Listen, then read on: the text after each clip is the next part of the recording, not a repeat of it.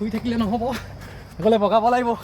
কিমান পৰি আছে অজস্ৰ শিলবোৰ চক, আৰু এইটো এনেকৈ বাট আছে ৰাউণ্ডকৈ ঘূৰিব পাৰে। এটা পাহাৰীয়া পৰিৱেশ, হাবি জংঘল, তাৰ মাজত এইভাগ মন্দিৰ। মোৰ সন্মুখত এটা ৰাস্তা দেখিছে আপোনালোকে, এইটো নুমলীগড়ৰ পৰা একদম ডিমাপুৰলৈকে যোৱা ৰাস্তাটো ৰঙাজান হৈ। আৰু এই ৰাস্তাটো মই এতিয়া ক'ত আছোঁ চাওক, ক'লৈ আহিছোঁ আজি, তৰাখণ্ড। এইটো দেওপাহাৰ, আৰু এই দেওপাহাৰ ইয়াত আছোঁ মই এতিয়া।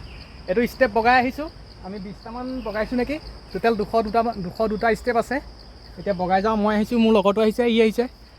ব'লক এতিয়া আপোনাক দেখাওঁ ওপৰলৈকে পৰিৱেশটো কেনেকুৱা। কোনো এণ্ট্ৰি ফিজ দিব নালাগে, পইচা নালাগে, জাষ্ট তলত বাইকখন থৈ পেলাই গাড়ীখন ৰাখি পেলাই ওপৰলৈ উঠি আহিলেই হ'ল। আহক এতিয়া মোৰ লগে লগে আপোনালোক আহক আহক আহক আহক। বহুত বগাবলৈ আছে, ভাগৰ লাগিব।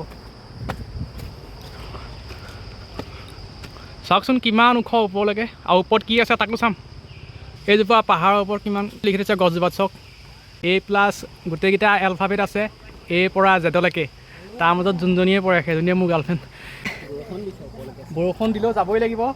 আমি আজি এভাৰেষ্ট শৃংগ বগোৱা নাই কোনো, আমি পৰ্বতাৰোহী নহয়, 202টা ষ্টেপহে বগাব লাগে। আমি ক'ত আছোঁহি, একদম তাত দেখিছে, ইমানটোলৈকে আহিছোঁ আৰু। আপোনালোকে ভিডিঅ'টো শ্বেয়াৰ, ছাবস্ক্ৰাইব, লাইক চাইক কৰি অলপ মোক উৎসাহটো দি দিব, তেতিয়া মই এনেকুৱা ষ্টেপ ঘাঁহি বগাই গুচি যাম। বহিবলৈ এইটো ষ্টেপ আছে, মই বহি লওঁ, তই কেমেৰা ধৰ।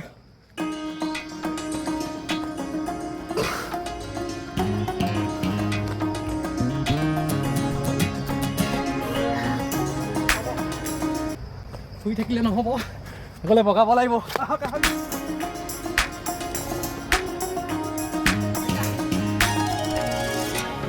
পাহাৰত কিমান ধুনীয়া গছ ফুলি আছে, ফুপনিটো উঠিছে আৰু শুনিছে নহয়। এইডোখৰত চাওক, কেমেৰাই ঢুকি নাপায়, মোৰ চকুৱে দেখি আছোঁ বাৰু, তাত আছে। ইমান দূৰ পাইছোঁহি, আৰু বহুত আছে। তোমালোক কোন জেগা পাইছে? আমি কমাৰগাঁও। কমাৰগাঁও হয়। অঁ, আমি একে চিনাতলি ওচৰতে। চাই আহিলা নেকি ওপৰত? অঁ, যোৱা। এনেকুৱা মাজে মাজে সমতল প্লেচ আছে। আৰু গৰুখিনি ইয়াত কেনেকৈ উঠিলে? আমি বাৰু উঠি আহিছোঁ, এহেঁতি কেনেকৈ উঠিলে? ক'ব জনা হ'লে মই সুধিলোঁহেঁতেন। ক'ব নাজানা নহয়। তোমালোক কেনেকৈ উঠিলা ইমান দূৰ? ওপৰলৈ প্লেন চেঙত আহিল নেকি? এইটো ই বৰ ধুনীয়া জেগাটোত বহিছে, চাওক না, ফটো মাৰিবলৈ মজা হ'ব। তোৰ ফুপনি নাই? কিহৰ? মই যে ফুপাই জোপাই আছোঁ, কেলৈ নাই? নাই নাই, ফুপনি নাই। বেছি ওখ নহয়তো। বেছি ওখ নহয়, 202টা ষ্টেপ। ই কৈছে আকৌ বেছি ওখ নহয় বোলে। গৰু ক'ত চৰি আছে চাওক না, মই আমাৰ ঘৰৰ গৰুকেইটাই ইয়ালৈ লৈ আহিলোঁহেঁতেন, ইমান ঘাঁহ আছে বুলি জনা হ'লে। আমাৰকেইটা উঠিবও নোৱাৰে পিছে ইয়াত। এই লেফ্ট ছাইডে এটা আছে, এইটো মানে ষ্টেপ, আৰু এইটো হৈছে প্লেন। আপুনি গাড়ী চাড়ী উঠা বুলি ক'লেও উঠাব পাৰে, উঠিব নুঠে নাজানো। চাওক দেখিলোঁৱে, চাওক এইবোৰ শিলত কেনেকৈ খোদিত হৈ আছে, এইবিলাক দেখিছে? কিমান পুৰণি শিল চাগে। এইটো এটা মূৰ্তি না, ইমান ধুনীয়া এটা শিলত অংকন কৰিছে এনেকৈ। এইবোৰকে কয় শিলালিপি। মই ভিডিঅ' বনাওঁ মানে এটা একদম উঠি গৈ সেই আগত পাই থাকেগৈ, গৈ পেলাই মই ভিডিঅ' বনাই থাকোঁ, সি বিন্দাছ বহি থাকে, ভাগৰ মাৰি থাকে। চাব দে, তাক দেখাই আছোঁ। মই গোটেইখন ঘূৰি পকি ভিডিঅ' আপোনালোকক দেখাই আছোঁ নাই, সি একদম আৰাম কৰি আছে, তাৰ একো দায়িত্ব নাই বোলে কেমেৰাটো ধৰি দিওঁ। এইটো চাওক কিমান আৰাম কৰি আছে, চাওক এইবোৰ কি ধুনীয়াকৈ অংকন কৰা আছে শিলত। কিমান যুগ চাগে এইবিলাক, কিমান যুগ হ'ল। এইটো কিবা ভৰি যেন লাগিছে। এইটো চাওক না, কিমান ধুনীয়া সঁচাকৈ দেই। আমাৰ ঐতিহ্যবিলাক বৰ আচৰিত। কিন্তু পুৰণি ঘৰো আছে, তাত জীয়াব পাৰিব। আহি এডোখৰ পালোঁহি। চাওক গৰমটো বহুত আজি, ঘামি জামি অৱস্থা বেয়া হৈ গৈছে মোৰ। কিমান আছে চাওক, দুয়োফালে আছে, চব এনেকৈ আছে, দেখিছেনে? কেনেকুৱা শিলত অংকন, কেনেকৈ খোদিত কৰিছে শিলত, কিমান ধুনীয়া আৰ্ট। এতিয়া যিমান আৰ্ট আহিলেও এইবিলাক পাত্তা নাপায়, যেনেকুৱা আৰ্কিটেক্ট নাহক, ইয়াৰ আৰ্কিটেক্সাৰ এইবিলাক পাত্তা নাপায় আকৌ। চব কিমান পৰি আছে, অজস্ৰ শিল। এইজোপা বেলগছ, ভাল লাগিছে, মন্দিৰ পাইছোঁহি চাগে। চব এনেকৈ পৰি আছে, আৰু ইয়াত নিমাওমা একদম মানুহ চানুহ নাই, একেবাৰে নিমাওমা পৰিৱেশ, মানুহ নাই।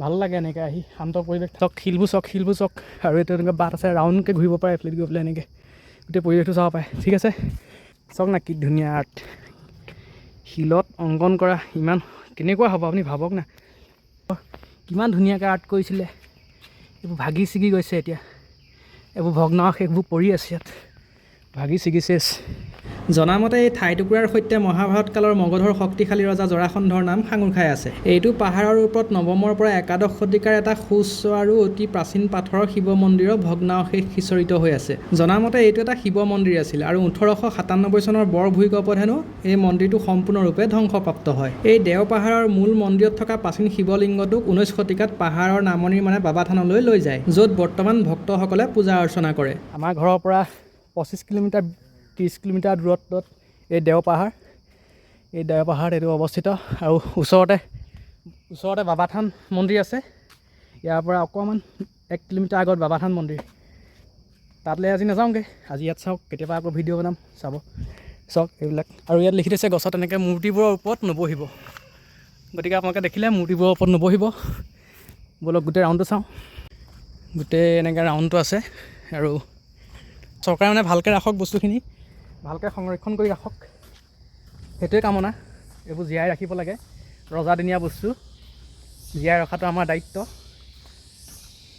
ব'লক আগলৈকে যাওঁ আৰু গোটেই এটা পাহাৰীয়া পৰিৱেশ হাবি জংঘল তাৰ মাজত এইভাগ মন্দিৰভাগ খনন কৰি পেলাই উলিওৱা হৈছে এনেকৈ এতিয়া আমি আকৌ যাওঁ আপোনালোকে মন্দিৰ চালে এতিয়া আমি ঠিক আছে এতিয়া বাই বাই দিলোঁ